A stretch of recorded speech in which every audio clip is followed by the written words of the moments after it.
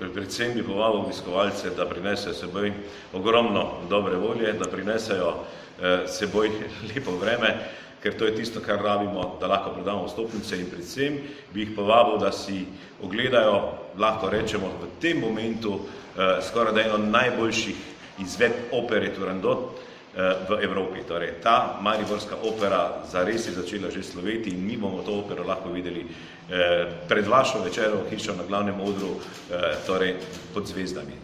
Ne doživeti, ne izkoristiti priložnosti, da v Mariboru imamo opero pod zvezdami, da si tega ne bi ogledali, to je, jaz mislim, da neodpustljivo, tako da predvsem vabim na to opero in seveda potem tudi v ponedeljek na balet Peer Gynt.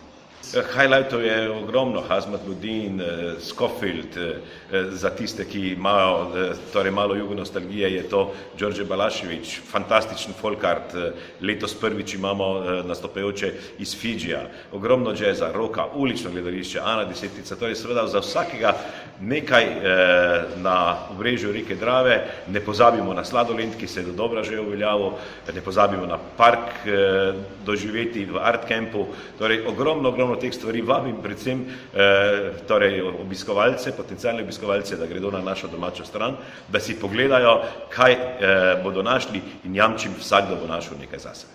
In seveda pozivam jih, kupujte lente, ker se res plača. Ravno danes sem gledal ena predstava na jazz festivalu v Ljubljani, 56 €, pri nas pa stane lenta v predprodaji še 20 €.